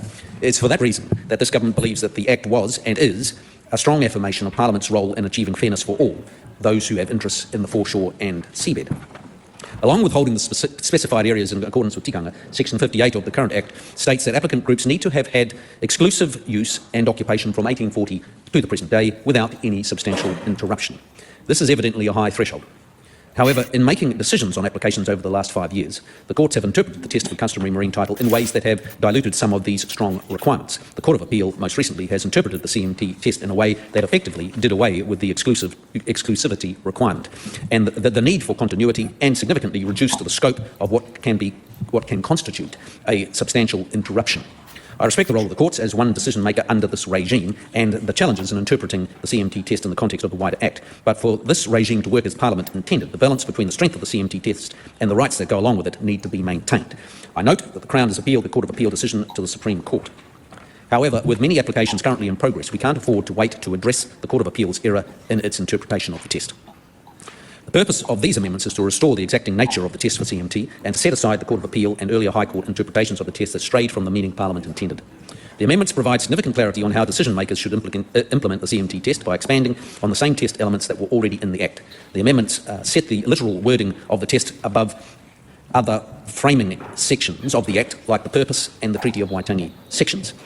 They further define what is meant by exclusive use and occupation, that it is both an intention and an ability to control an area to the exclusion of others.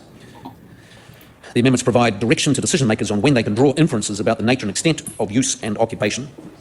They clarify that any factual substantial interruption can interfere with CMT, not just legislative activities. They clarify that applicants are required to prove all the elements of the test, and clarify that the Act doesn't revive customary interests that were previously extinguished, with the exception of customary interests extinguished by the Foreshore and Seabed Act. Altogether, I consider this will reduce any ambiguity about the nature and strength of the test for customary marine title, and ensure that there is an enduring balance between the strictness of the test and the rights that go along with an award of CMT. The restored test will be applied to any applications that were still undecided at the time of my policy announcement on 25 July 2024.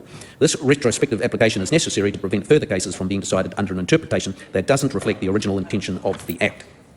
I recognise that this causes some difficulties for cases that are in the process of being decided, and that is why I have proposed this legislation be progressed as a matter of priority. These amendments will not affect cases that already have decisions, including those that are subject of appeals.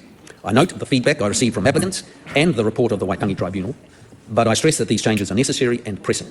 The Marine and Coastal Area Act sets up a very deliberate regime that strikes a delicate balance between interests. The sole purpose of these amendments is to ensure that balance continues to be struck and is an enduring one for Māori and for all New Zealanders. The question. Oh, there's a lot to unpack in that. Lot to unpack. It feels like part of me thinking it's trying to circumvent the courts. Yes, it is. Oh, yeah. I read up on the legislation and the results of the court procedures. Absolutely.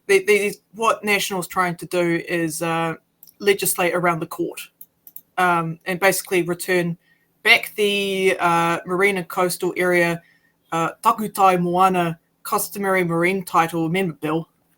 Jesus, these are big titles. Basically, they're trying to revert it back to how it was in 2011. Because they can't come up with anything original. Well, yeah, they haven't really. It's the frustrating thing about the 2011 Act is that it doesn't really. It lacks definition. So you've got courts who have to go, okay, right, we're going to look at the treaty. we're going to look at te tiriti, we're going to look at how it needs to be interpreted. Then we've got to kind of balance it out with this act, and it's just like, it's a mess. But I think that's actually kind of deliberate in a way, because when it comes to things like the courts, they need to have leeway to be able to interpret a whole bunch of things. It's one of the reasons why there are no written principles in the Waitangi Tribunal, because it's done on a case-by-case basis based on whatever's going on. There's a whole bunch of different factors that come into it. When it comes to something like customary rights, it's the same kind of issue. There's never going to be a black and white, you had the rights continuously since 1840, which nobody has had because of everything that's happened since then. So there needs to be some leeway as well about, well, why don't you have the rights? What happened at this period in time, and giving the courts the ability to be able to judge things on a case-by-case basis. So by making sure that it's written down in black and white what the courts have to do and how they have to deal with it, it's very much stopping the courts from being able to go, well, what happened to you guys is different to what happened to these people and what happened to those people. And so we need to make decisions that are based on that, which is why it's a really interesting tool that the government's using to remove the ability to get those customary coastal rights from local tangata whenua. It's basically saying, if it's not in black and white the way we want it, then fuck you. So I wrote a lot of commentary notes on this. Let's talk about the customary marine title, because I don't think a lot of people know what that is. So the title recognises customary interests that iwi, hapu and whānau have had in the common marine and coastal areas since 1840. It's a title that can't be sold. And by the way, for all you Hobson Pledge guys out there, public access, fishing and other recreational activities in a customary marine title are unaffected. You hear me, guys? Unaffected. You too can go to the beach and get a damn ice cream and go fishing. No Māori is hiding behind the sand dune and is going to jump out and chase you down the beach with a taiaha. That is not happening. I'm not one of those Māori that are going to jump out from behind the sand dune with a taiaha and chase you down the beach. I might do it, though, if you act like a fucking idiot. But no, but that's no one is taking away your right to go to the beach. Yeah. So the other thing, too, is that it covers the area starting from the average high tide mark and ending 12 nautical miles, or about 22 kilometres out to sea. This does not include the seawater and river water itself. Okay, so you're not owning so you can't sit there and claim the water as your own. You can just claim, say, you claim the land underneath the water. In the water, such as the pippies. Yeah, no one, no Māori people are coming out here and saying we own the water. No, that's not happening. That's not in the legislation. No one owns the damn water. Let's see what Pene Henare as the first speech. And let's see where Labour is standing on this. Madam Speaker, and thank you for the opportunity to stand and speak on this particular bill. Madam Speaker, setting out the Labour Party position from the outset is that we will be opposing this bill. Madam Speaker, the Minister has raised a number of matters which are of a delicate nature. What the paperwork that's been provided to the House and tabled in the House clearly makes a point of recognising is the lack of consultation and the lack of engagement with Māori. Madam Speaker, when this bill was first put through in 2011, when this bill was considered and passed in this House, it offered two legs for those who wished to prove their customary title. One of those legs was a direct negotiation, or an ability to directly discuss these matters and, should those discussions progress, negotiate with the Minister of the day. The other way was, of course, through the court. And the court gave the opportunity for Māori, in particular Māori, but not just Māori, in fact, for all New Zealanders, as the Minister has already made clear, that it does strike a delicate balance between the rights of Māori and all New Zealanders. What it did was it allowed people, and Māori in particular, and iwi who were going through settlement at the time, or in negotiation with settlement, the ability to prove customary right through the court. Now, simply because a decision, as highlighted by the Minister, doesn't sit well with this particular government and the policy that this government has signed up to, doesn't mean that those who wish to go to court to prove their customary title rights should be stripped of that ability to do so. Madam Speaker, I'm of the clear opinion that when this particular bill or legislation was passed in 2011, because of the date that was set where all applications had to be in by, what that meant, Madam Speaker, was we saw a flood of applications to make sure that we can test that customary right through the court. Of course, that's put huge pressure not just on the courts, but also those who wish to explore that avenue as per the legislation. which means that there was a flood of applications. It meant that the court processes struggled to deal with it. It meant that it comes at great cost for Māori and for those who do wish to enter into that pathway. And Madam Speaker, what we're seeing here is that ability to be able to test that right in court taken away. Madam Speaker, I've already said that the documentation that's been provided to this House have made it clear that this government refuses to speak to Māori on such important matters. What it further does, Madam Speaker, is it proves that all of the policies that affect Māori have gone through a truncated process, as the Minister has already outlined in his speech. The proposal to have this done by the 5th of December, if I recall the date correctly, the 5th of December of this year, once again shows that when it comes to matters relating to Māori, it's okay to have a truncated process. It's okay not to consult with Māori, the very people who will be impacted the most by these decisions, Madam Speaker. Sadly, too, what that also does, Madam Speaker, is it creates a vacuum of misinformation. And what that means, Madam Speaker, is it emboldens some groups to be able to point the finger at Māori and to accuse them of transgressing their rights here in this country. We've seen it in the past. We've seen it in the most very recent past by Hobson's Pledge, who have made a point to say that Māori are here to take away people's rights to the foreshore and seabed. That's what these rushed policies do. They create an environment of misinformation that continues to divide our country. Madam Speaker, because we're not going to consultation, because there hasn't been an opportunity to debate these matters properly as it should be, we are going to continue to support the notion of misinformation that happens in this country and continues to divide our people. Madam Speaker, as we progress with this bill in this House, we are going to be challenging it at every single point. We want to make sure that those who do get the opportunity to present to the Select Committee on this bill will be able to do so and not have their ability to do so hindered in any way. Madam Speaker, we want to make sure that all of the people that this bill relates to will get their opportunity to be heard, and we will be continuing to oppose this bill, Madam Speaker, because once again, I make the point, this takes away the right of people to be able to test their matter in the court, and that should never be a place where we find ourselves in this country, and we should trust that system to have the right outcome. He's correct. And actually, from what we've gathered, it's going to the wrong Select Committee. Yeah. But I believe that's deliberate, considering how many negative Māori-related bills have gone to the Justice Committee, not the Māori Affairs Committee. Yeah, it's like I've been reading up on this bill. I don't see anywhere where it notes that certain Māori groups were consulted about this. It's just like, what the consultation with iwi? This government? No. And we've got Māori in our party. We can just consult them. It's like, I'm still really convinced that when David Seymour says we consulted with Māori, what he means is he spoke to himself in the mirror. Yeah. I was going to say, did they consult once you got Tama Pōtaka and James Meagher? Yep. So who are you consulting? The Māori chair of the Justice Committee and the Māori MP who seems to be as the token Māori in Parliament. Of course, and to talk about the courts as well, of course the courts are overloaded. It's like National put in a stupid deadline. So everyone's panicking, going, oh shit, we better put on our applications now. Well, there is a bill that's going through Parliament at the moment to increase the number of district court judges that was read in the same urgency. Funny thing is, they only increased the number of judges by 1. What the fuck? We need more judges than that. So it's like 167 to 168 district court judges. It's like, maybe we need to bombard that particular submission process as well. Say, one's not enough. We need a lot. How about 200? That's an interesting question, Frosty, that you brought up there. Can bills go to multiple committees? I don't know. Good question. I assume it can only go to one Select Committee. Yeah, I don't know myself. I can't say I've come across it ever being sent to multiple. Yeah, I mean, because I know you can send a bill to a specialist committee, as was done earlier in the show with the Parliament bill, but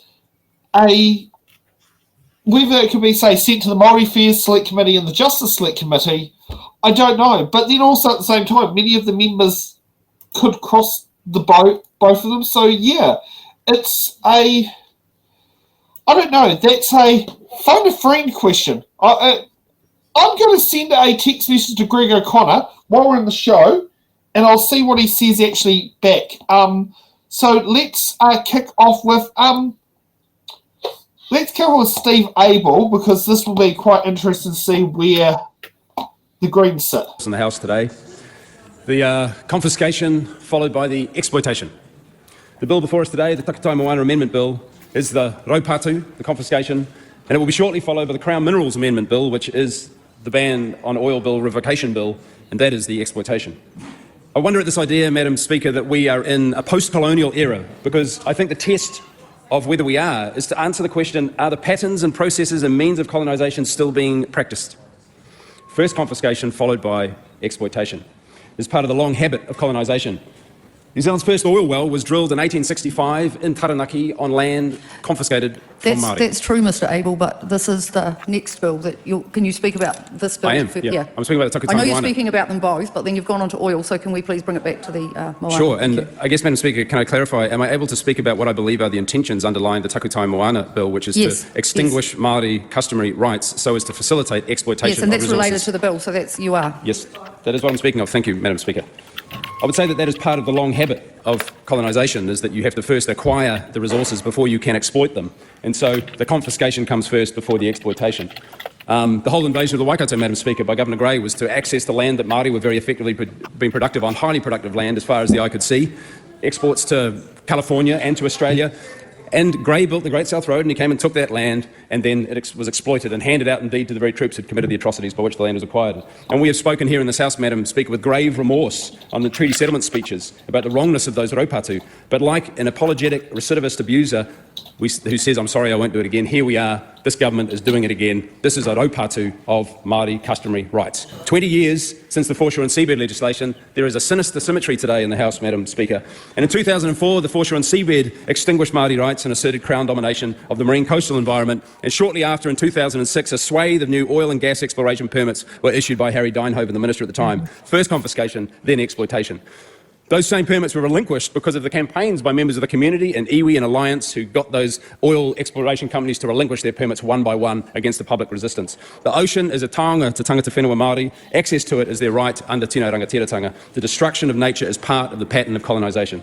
Here today, yet another bill that takes away that fundamental customary right of Māori to their Takutai Moana and makes way for its exploitation and its destruction. I want to read, Madam Speaker, from the finding of the Waitangi Tribunal on this piece of legislation. At present, the Crown's actions are such a gross breach of the treaty that if it proceeds, these amendments would be an illegitimate exercise of kawanatanga. We caution the Crown that on the strength of the evidence we have received, to proceed now on its current course will significantly endanger the Māori-Crown relation. Now, Madam Speaker, Te Tiriti o Waitangi is fundamentally about relationship. If you continually eat away and take a sledgehammer to the foundation of our nation in that founding agreement, you fundamentally harm the basic relationship on which our nation is built. And so I implore this government to stop it with these destructions of the undermining of tino rangatiratanga for Māori. It is for the harm of all New Zealanders that this government proceeds with those actions, and we will not be supporting this Raupatu 2024. Kia ora. Bit of leftist infighting there, bringing up Harry in the 2004 Act. Yeah, does anyone know that about Harry? Because he was a member of Labour. What was he the minister of again? Was it? That was the MP for New Plymouth who had Dutch citizenship and got into a bit of shit over that. Yeah, because I've got in my notes that he awarded 13 exploration permits involving over 130 million in new investment in the Taranaki region, and these companies included the Pogo producing company out of the United States and the Rock Oil company from Australia. So that was in 2004 with the Labour Party. Yeah, it doesn't say much about what he was minister of. All I know is he got he was in the shit about his citizenship because he had Dutch citizenship, but it expired. It was something he didn't renew a passport at some point, so it expired. Then he reapplied for it, and then realised he breached the act because he was an MP concurrently at the same time. It did says that he served as a minister outside of cabinet, which was Associate Minister of Transport, and then later Minister of Transport Safety and Associate Minister of of Energy until he got booted out in 2008, and he was one of those MPs who were electorate only. So yeah, but yeah, it says very little. I mean, it did also state the fact that he was the mayor of New Plymouth. Yep. And Was he the one who lost his seat because of the Māori wards? I'm not sure. I think that was that's Andrew Judd, the next mayor. Yeah, I don't know. So there's a question that keeps coming up in the chat, and Steve keeps referring to this as raupatu. He's referring that this amendment is a form of raupatu, so confiscation of Māori customary rights. So it's the government taking away those customary rights, and that's the type of raupatu. Oh, well, that's good. You know more clarification than what I can have on that one. Shall we shift to Jenny Marcroft, the former newsreader? Title Amendment Bill. Apologies, I have a bit of a throat thing going on if my voice does break. Or I go into coughing fit. My apologies in advance. Madam Speaker, the Marine and Coastal Area Takutai Moana Customary Marine Title Amendment Bill. The aim of it is to amend the 2011 Act to provide much more clarity and certainty around how customary marine titles are determined. Now, particularly in response to recent legal judgments, re Edwards, in case in point, that have created some confusion, some ambiguity about Parliament's original intent. And so this amendment bill, Madam Speaker, is about, as the Minister Goldsmith in his first speech this morning, it's about reducing that ambiguity of the test for customary title.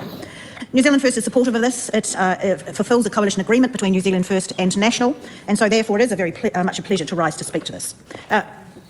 We believe that the focus, it addresses New Zealand's First focus on the sovereignty of Parliament, fairness and transparency in legal processes.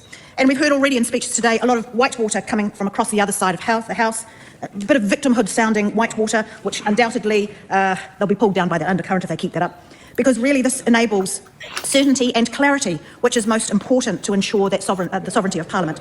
We must also ensure, Madam Speaker, that the fairness in the process of determining customary marine titles by requiring evidence of that continuous exclusive use of those marine areas, rather than allowing claims based solely on just cultural or spiritual associations. So, Madam Speaker, it is about correcting these legal loopholes that have recently been highlighted, that we support the changes to close those loopholes that could allow groups to claim customary marine title without proper evidence of that uninterrupted occupation. Importantly also, the bill reinforces that principle, Madam Speaker, that the burden of proof lies with the applicant group, ensuring that those claims to marine and coastal areas are based on robust evidence. So therefore, Madam Speaker, I'm pleased to commend this bill to the House. I'm getting a headache again. And I've run out of ibuprofen. Oh. But what the fuck was she waffling on about? Seriously. It's like... She was doing what they do in the news, is what happens when you've got a gap that you've got to fill. So you waffle, it sounds important, but there's really nothing substantive about that. I mean, I've got this interesting little piece from RNZ.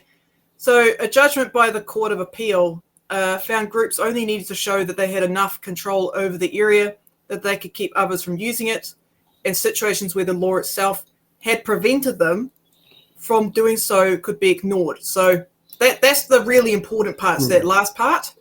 And that's what the courts are kind of like working with. And that's what National is more or less trying to get rid of.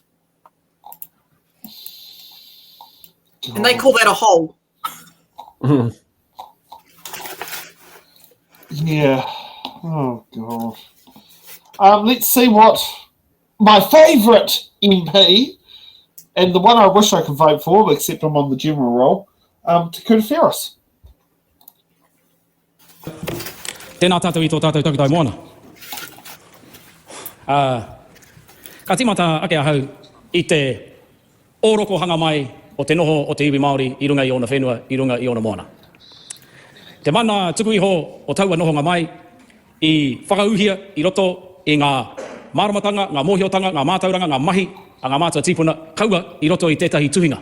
Kaua ko te whakaputanga, kaua ko te tiriti o Waitangi, kaua ko tētahi ture no tēnei whare.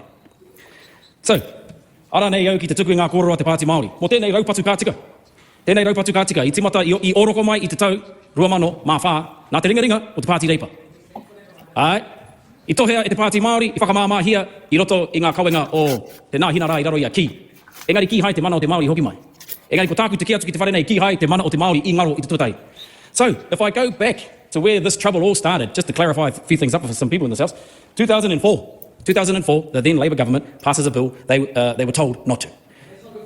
And they directly went and extinguished a right that Māori had that pre-existed any other agreement. The right that Māori had pre-existed the Declaration of Independence, the right that Māori had pre-existed the Te Reo Waitangi, and the right that Māori had pre-existed any law that this House ever made. And that right is still there today, regardless of what piece of paper has some information on it about who owns the Takutai Moana. So that happened in 2004. It's one of the biggest land confiscations in this country's history. I'll tell you how big it was. 15,000 kilometres of coastline, 12 nautical miles out.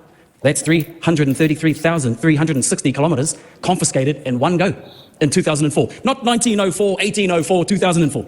So the Pāti Māori comes along and fights for that and gets it dumbed down a little. Yeah, he was there, bloody hood. Gets it dumbed down a little to become the MACA, the Marine Area and Coastal Area Claims. And, Gareth Morgan describes this as a stroke of key genius. We'll say nobody owns it. And we'll say that the Māori have to get over this test, quite a high test, prove that you've been there forever. Well, it was quite a high test, and what do you know? Māori got over it. Oh, well, we can't have that, can we? No. So along comes the new national government, says, right, we'll just hike it up some more. You just couldn't write a movie script about this stuff. And I hear the minister going on about customary marine rights come with valuable marine rights. Well, yes, that's right. And we know that those valuable marine rights are what you're most concerned with. And that the test will be exclusive use. Well, I consider the government to be an applicant in putting their case forward to have ownership of the foreshore seabed, the Takutai Moana, in their name. So why don't you come and prove to us that any iwi rohe moana has ever shrunk since 1840, because they haven't. And iwi have the right to go anywhere within their rohe moana, uninterrupted, unimpeded, today. Yeah. And now Parliament's the judge of the judicial system, because those cheeky Māoris managed to get over all your hurdles and pass the test. It is ridiculous. The balance, The balance that the Minister speaks about. A delicate balance between all parties who have an interest in the foreshore and seabed.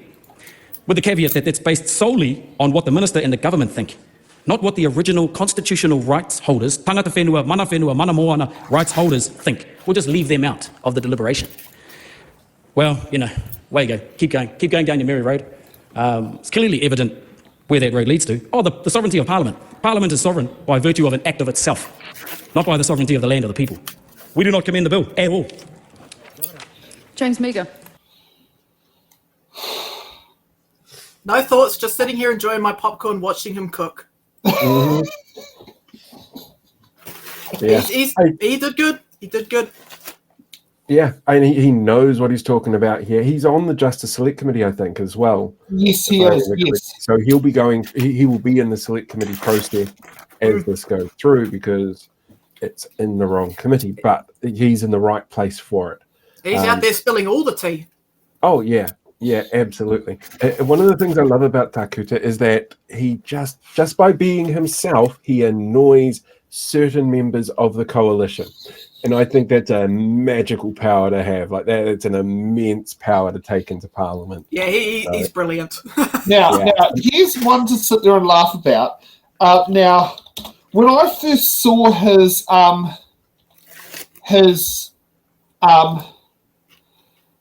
campaign picture in 2020, this is who I thought he looked. This is who he reminded. Oh, where is it? It's meant to be that one there. No. What just happened on here? The apocalypse. But while you're looking for that, I'm going to put in a blatant pitch that tomorrow I'm actually sitting down to do an interview with Takuta for next week's Behind the Walls. So if people have any questions, they can jump over to my YouTube page and check out the community section and just leave a question there, and under one of the many comments that we've got with his image on there. Very keen to know what people would like to hear from him. Can you ask him on my behalf why he's such a giga chad? Do you think he'll know what that means? Yes. Okay.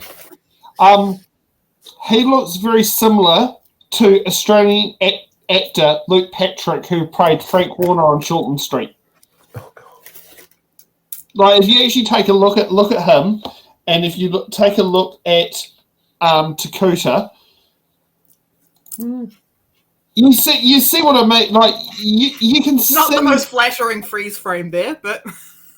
But yeah, you can see how they look similar, even that they, like, one's Māori, born proudly in New Zealand, and the other one's Australian who I don't think has any Māori ancestry links. Like, he never actually acted in New Zealand until his on-screen, another triplet of the same lot of the on-screen character, the two were always mistaken as twins at acting school. So when one of them got the role on Short Street, the other one said, if you're going to cast someone that's going to be one of my triplets, this is who you should cast, because we always got mistaken for twins.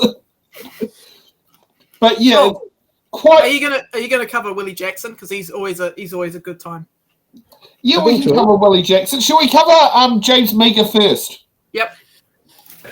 Obviously, I support this bill, and as the Chair of the Justice Committee, I look forward to considering it when it makes its way through to us shortly. The first of 5 new bills we'll be possibly considering over the next wee while. So I probably did comment to the Minister that members of the Justice Committee were hungry for work, and he took that to heart and is obliged. So I look forward to being able to consider this bill when it comes to us in a manner of moments. Madam Speaker, every member in this House should be supporting this bill, and it is for the single reason that this bill reasserts parliamentary supremacy and reasserts the sovereignty of this House. The background of the bill is very, very straightforward. In 2004, this House, under a Labour government, enacted the Foreshore and Seabed Act in response to a judicial decision in Aotearoa. That act legislated over top of Aotearoa. In 2011, this House, this time under National, enacted the Marine and Coastal Area Takutai Moana Act to repeal that Foreshore and Seabed Act. MACA contains a clear test for obtaining customary title, and Parliament's intent when it passed that bill was very, very clear from the content of the words in the statute and the context of the time in which it was enacted when the law was passed. The courts have since that point chosen to interpret MACA in a different way, in a way which we believe is contrary to the intention of Parliament. So the constitutionally proper response that every single member in this House should support is for Parliament to pass a law and make its intent clear to the courts. That is the constitutionally proper way of approaching this issue, and that is what we're doing today, regardless of what members think of the substantive content of the bill. Any member of this House that takes their role seriously as defenders of parliamentary sovereignty and as defenders of the democratically elected branch of government will support this bill. It is Parliament's role to make the laws in this country. It is Parliament's role to unmake the laws, and that is what we're doing with this bill today. Madam Speaker, I'll just make one comment because we may receive a few submissions on this bill. I would encourage those individuals who do choose to make a submission to use the parliamentary function when doing so. It makes the job of the House, it makes the job of the Clerk of Committee much, much easier when submitters use the formal function through the parliamentary website. So those individuals, those groups, those organisations out there who are gathering support and gathering submissions, whether they be form submissions or whether they be individualised submissions, please use the parliamentary process. It makes the job a lot easier. It means we can hear more submissions throughout the whole process, and I encourage people to have their voice heard. Madam Speaker, this is the bill that is the appropriate way to respond to the relationship between this House and the judiciary, and I commend it to the House. I've never seen someone lick boots as intensely as him. Yeah. It's like, I'm sorry, my guy, the majority of our ancestors, including my own ancestor, Iwiko, signed Te Tiriti, not the treaty. Okay, we signed the Te Reo Māori version. Use that. Apply that, please. It's a really interesting thing to look at how the use of those two terms come into play. I'm doing a talk up in Whangarei in November, and one of the things that they came to me with was, any of the promotional material that you make, can you please call it the treaty? We know it's Te Tiriti. We know what was signed, but the aim for this talk series is to get people who might be a little bit scared of calling it Te Tiriti, who have a bit of a reservation about, it's the treaty versus Te Tiriti and that kind of stuff, and bring them in to sort of go on this journey as to what Te Tiriti actually is. So we're making a really specific choice to call it the treaty in our marketing to bring those people in. It's fascinating to see how that different language use really speaks to different audiences and different listeners out there. The one that I found really interesting, though, with his talk, with Meagher's talk, was encouraging people to go through the parliamentary process to make these submissions. This is the kind of thing that Hobson's Pledge, Taxpayers Union, all of these AstroTurf groups out there, these Atlas-funded organisations are really good at going, here's a form letter, just give us your details and we'll send it on your behalf, which spams the parliamentary services, but doesn't bring anything new to the discussion. It doesn't bring other people's perspectives. And MPs, I'm really glad to see MPs from across the spectrum getting pissed off with it and saying, no, go through the process. Let's hear what your voice is, no matter what your opinion is. Your voice is the important one, not the voice of the ghost of Don Brash. Like, what the hell is he going on about with parliamentary supremacy? Like, dude, chill. Where does it say parliamentary supremacy in the Te Tiriti? Yeah, parliamentary supremacy as an idea only works if you believe that Māori ceded sovereignty. Yeah, it doesn't work under Te Tiriti. No. He is right about that, about the parliamentary process of, like, can you use their website? He is right. Or you email them. I did have to do that one submission because I didn't actually hit send on the computer before the deadline. So I emailed and they actually accepted the submission, which was the election review one, which actually was one of the ones they actually came across that clearly they took actually seriously, because they actually read. I could tell when I was at select committee, they actually read the submission because they were asking me questions that were relevant within the submission. So yeah, but yes, when you get those taxpayers union ones or Hobson's Pledge, yes, they do feel a bit extra turfed. Oh yeah, I mean, it's like. Sorry. Go ahead. No, go ahead, Laura. Okay, it's like with that Hobson's Pledge ad in the Herald, right? Yeah. It's like they talked about the customary marine titles, but they provided no explanation of what they do, or what they are, or how people apply for them, or what where we're at with them. You know, they didn't provide any information. It just said, "Look, scary Maori people, brown, sea, foreshorn. Got to stop the brown people." And it's like, for fuck's sake. I'm sorry, by the way, people that are listening. I get very animated and start swearing when I get animated. But yeah, this is very frustrating for me. Yeah. I was going to say very much the same thing. Well, let's get on frustration. Let's get to Willie Jackson. Yes. Yes, that's correct. That's been made very, very clear, I think, today. I probably remember, and we weren't going to talk about 204, but since it's been brought up so much, I want to thank the ACT Party for supporting us in 2004. Hyde was, believe it or not, the House, I want to tell my Pāti Māori friends over there, Hyde was one of the ones who came out and supported Māori in terms of property rights. Probably the only good thing you lot have done over there in the ACT Party, but thanks very much for that, because I remember it well, having led, being part of the protest here in Parliament and leading our Māori broadcasting team up here as we, I suppose, had to confront what was happening, because our beloved party had gone down that track, done a lot of wonderful things in that time, but this was their biggest mistake. That there was no doubt. And some of us thought we'd never ever join Labour again, but we did, because we saw the new team coming in. But when you talk about learning from the mistakes, Labour learned from those mistakes. No doubt about it. You got a new team in, and you saw Jacinda Ardern come in. The problem was, you know, at the time, it was sad because it was such a racist strategy going on, Madam Chair, from Don Brash.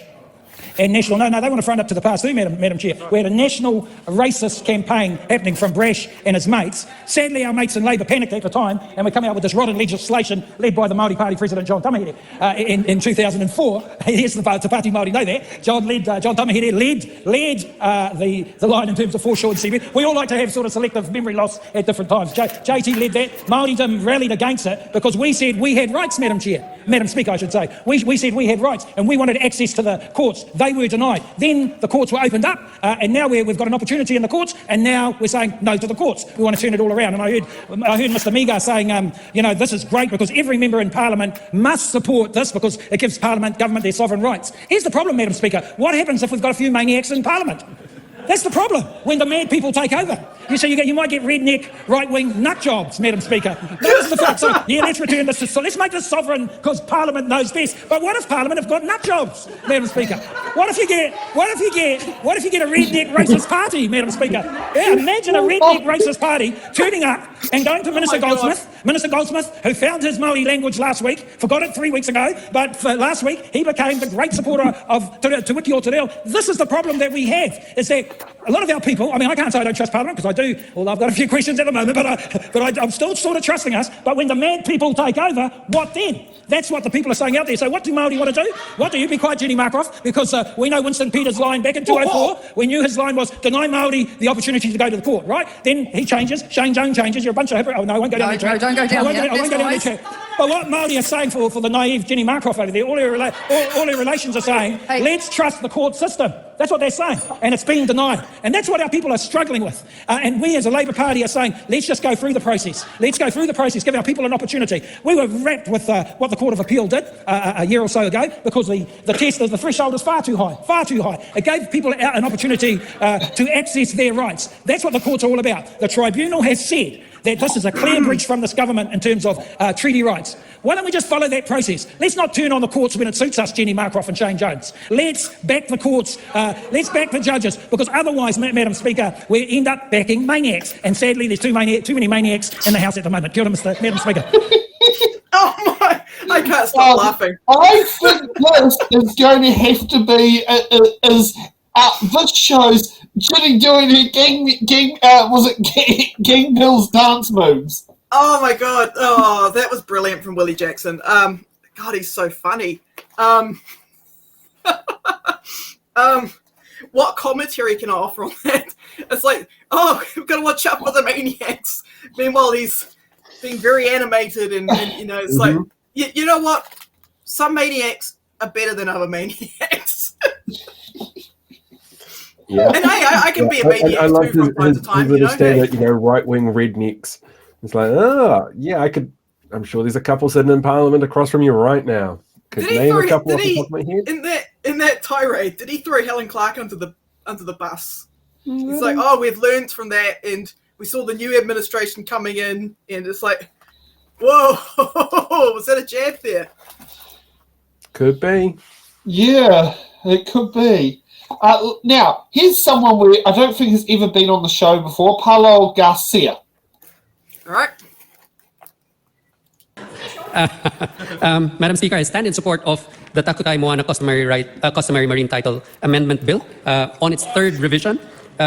This legislation, beginning in Helen Clark's Labour government, created the Foreshore and Seabed Act in 2004, which vested the ownership of foreshore and seabed into the Crown, extinguishing Maori customary rights and prescribing a very narrow opportunity for limited customary rights to be recognized. The 2004 Act was repealed in 2011 by the Marine and Coastal Takutai Moana Act, establishing a special category of land for the coastal marine and coastal area, and assigned a no ownership status to the area, which paved the way for enabling Whanau and Hapu and Iwi with the ability to seek legal recognition of their customary interests.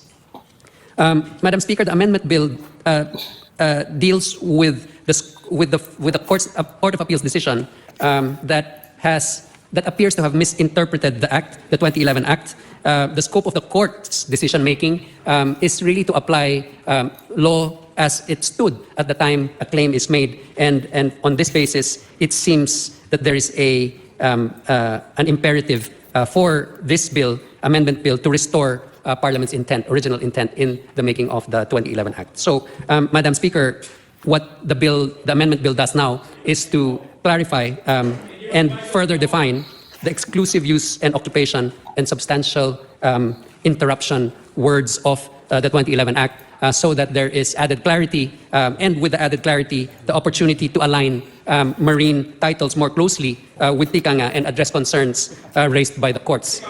The new provisions establish a more transparent process and a more clearly defined pathway for claims to be decided. Madam Speaker, I commend this bill to the House. So that's Auntie Gwen's local MP. So I'm the first time she's had a national person as a local MP since she moved into the House 70 years ago. Oh, God. So I'm going to teach you guys a new word that Paulo will know. It's called makalet, and it's actually a Tagalog word for stubborn. It is exactly what the National Party is when it comes to anything like this. They are very, very makalet. I get called it an awful lot. One of the interesting things about where he comes from, though, within the Philippines itself, it's thousands of islands, and almost every single one of those islands had its own indigenous cultures, which over the years have been homogenized. They've lost their languages, they've lost their heritage, their traditions. When the Spanish invaded, when the Japanese invaded, when the Americans came in. And so as a culture, it's a really unique one to look at in terms of how it's evolved to where it is now, when you compare it side by side to where we are, where we have, it's not perfect, but we have that document, we have Te Tiriti to help us work through what these steps are to make sure everybody can basically live in the country together one way or the other. So to go in as somebody who comes from a country where everything has been taken away from Indigenous people and homogenized and changed to fit the narrative for colonizers, to turn around and go, well, we just want to go back and put it into that narrative space where colonizers are dictating what happens to Indigenous people, it actually feels kind of off and awkward to watch if you have a bigger context there as to where he's come from and where he's discussing things at the moment. Incredibly makalet. Now, for those who are wondering, and if you want to, you can sit down there and send a thanks to Greg O'Connor. Greg O'Connor has got back to me a bill technically cannot be sent to two select committees, but what can happen is it can be sent to a select committee, or was it? Oh no, what did he say? He sat there and said, was it no? But we can sometimes have a joint committee to consider a bill if appropriate. So that could be things like, as an example from earlier in the show, the Parliament Bill Committee. And they also had one over the abortion reform bill back in 2019, which was actually taken as a result of what happened with the euthanasia bill that was given 6 months to the select committee, but it actually took 15 months. So that is something, and actually he was on Greg O'Connor was on the Justice Select Committee at the time the euthanasia bill was going through there and going all over the country to do submissions. Right. Okay. Yeah. That's good to know. Yeah, thank you, Greg, for that. And even on a Sunday, I can get a response out of Greg. So yeah, as I say, if there's any from parliamentary speaker type of stuff, Greg is a great person to sit there and know. And if you want to, feel free to tweet and say, thank you, Greg, for the information you provided on the order paper. Cheers, Greg.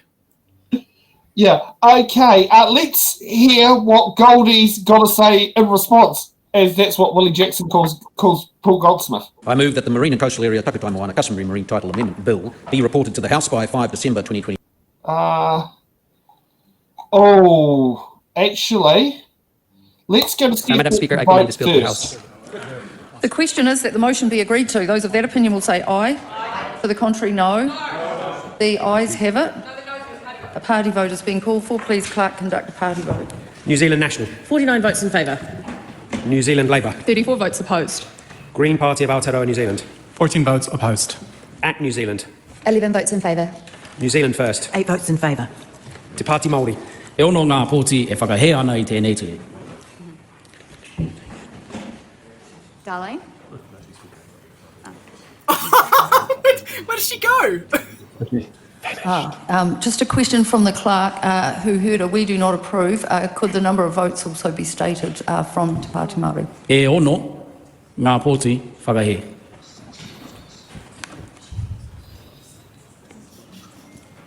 Darlene Tana. 1 opposed.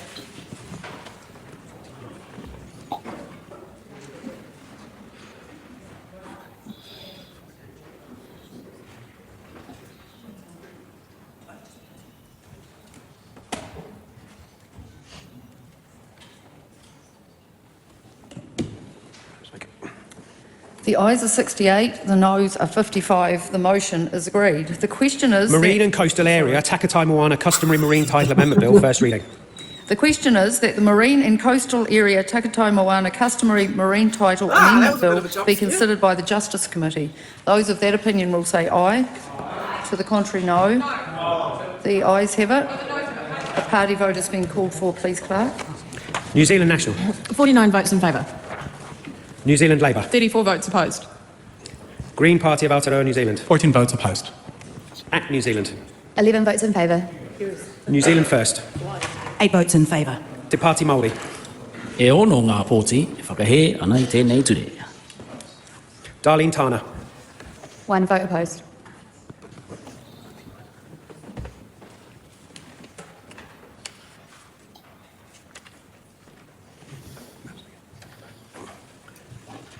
The ayes are 68, the noes are 55. The motion is agreed.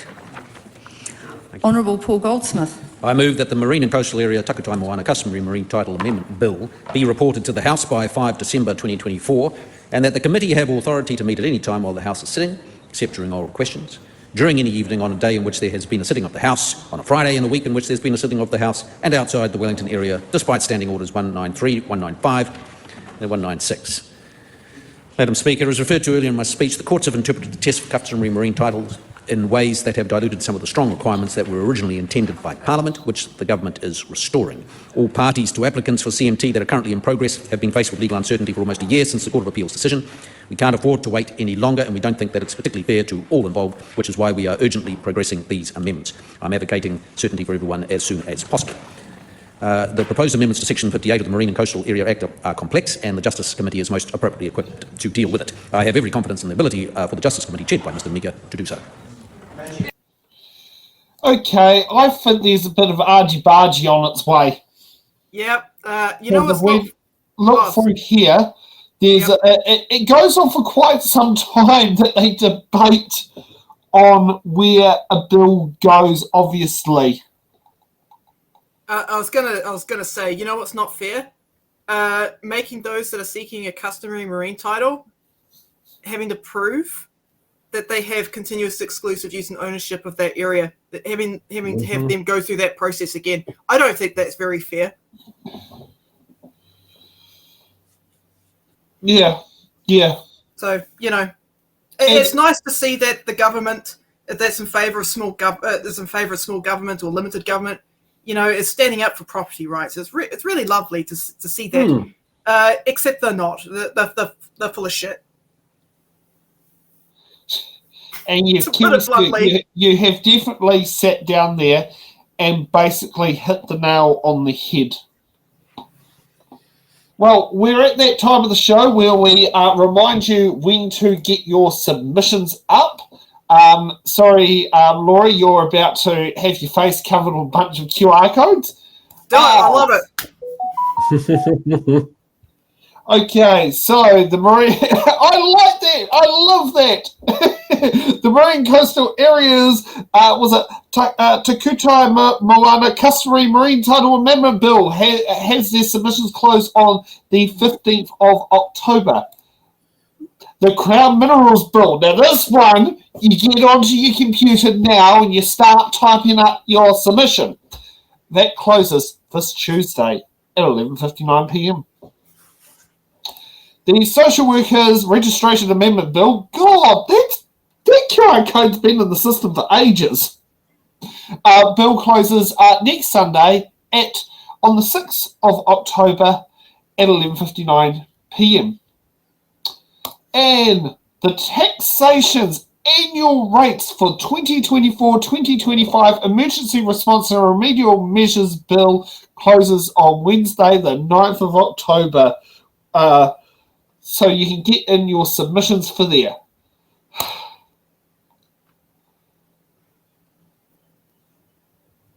Okay, it seems like there's a lot that's on there. How have we found today's urgency show? Seeing as it was a last minute jump and I had no idea what I was doing half the time, I think it went relatively well. Pretty good. I mean, my popcorn lasted the distance. Nice. Yes, I was very tempted to go walk downstairs and grab mine. I did actually buy a bag of popcorn, thinking, Laura's going to sit down there and say we need the popcorn. Yeah, so I did buy a bag of popcorn to sit there and basically get with it. I do know that some of the comments in there, Eric was going like, this is a very interesting show. You find out all sorts of things. And thank you, Eric, for participating at this time as a participant watching online rather than a participant as a panelist. It's always good to have people in the different areas. Now, still haven't heard from Tony. Don't know what's happening. He still hasn't read his message on Facebook. I hope he hasn't ended up falling asleep in front of the TV. That does sound like a good idea, though. The Sunday after daylight savings blobbing out in front of the TV sounds perfect. Yeah, I know. Well, yes, I had that with the paper run this morning. Like, my paper's got this. For Frosty, yes, this is streamed on 3 different platforms: Facebook, YouTube, and Twitch. So yeah, and I can see it. I think Paul can see it as well because Paul's in as admin, not as participant. But we can actually see the breakdown of the viewerships across the platforms.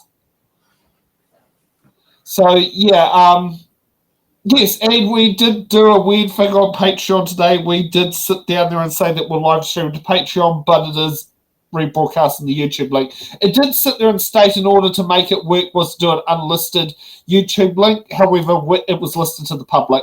it's a trial to see what can be done, because we might have to long term. Our plan is possibly for next year is to make this show a Patreon only show, the urgency one, to get you to all become Patreon members, which I do know. I do believe, Frosty, you have become a Patreon member from what I've seen on there. I think there was you who became one. I'd have to scroll back through the chats, because I know one person did ask me for the Patreon link. Now, we will be back here at 8 p.m. tonight, and we will be covering the urgent debate speech of the Dunedin Hospital downgrade, whatever. Who knows what's happening? The shovels are already in the ground. Absolutely poorly thought out process. We'll be joined by my friend Troy Mihaka, who is used to live in Wellington.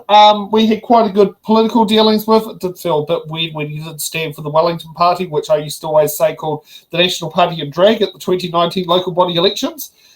He is going to be on there since he's now back in Dunedin, and he's done, I think it was master's degree at Otago. So he will be on there as a born and bred Dunedin, and basically going through doing his bits on there. So we don't tend to usually go into debates. Our focus is bills, but this one is pretty damn vital because it's right next to one of the best medical schools, not just in New Zealand, but actually the world.